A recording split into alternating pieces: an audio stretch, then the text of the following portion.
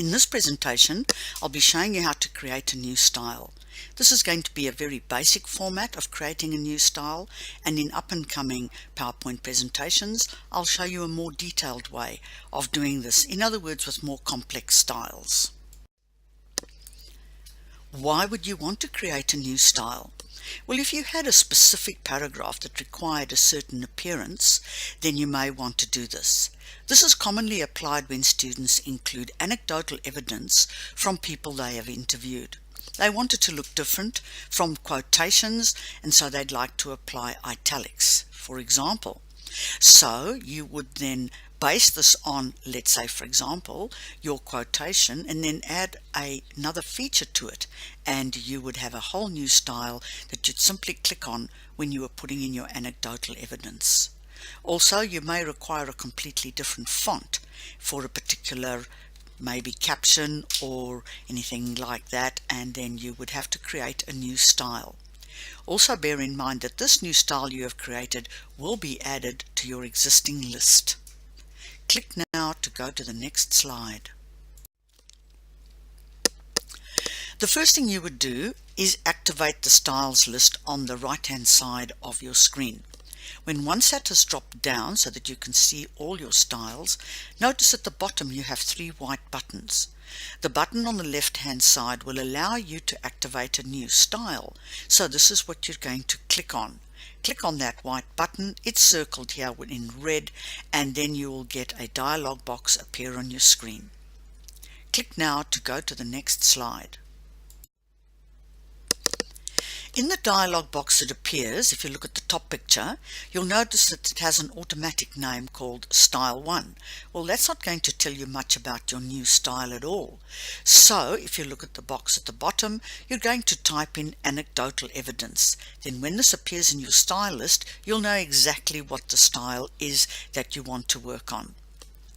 You're going to leave it based on normal because it's going to have the same features as single line spacing or 1.5 line spacing or double line spacing. And the most important thing to remember is, what do you want to happen after you have finished that paragraph and you tap enter?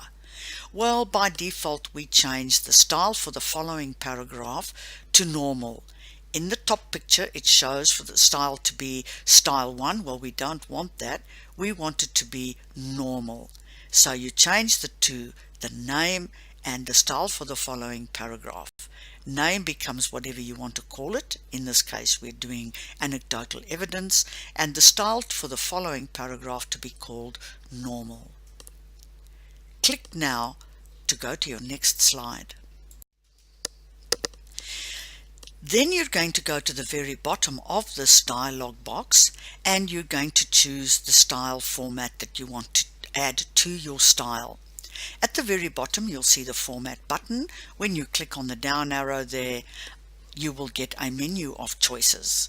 So if you want to change the font, let's say to italics, then you're going to click on font and change this to italics. If you want to change the paragraph spacing or line spacing in any way, or indenting in any way, then you're going to click on paragraph and format it accordingly. How to do these will be demonstrated in the next PowerPoint presentation. However, there's one more slide to go, so click now to go to the next slide. There's always a do and a do not. In this case I'll show you the do first.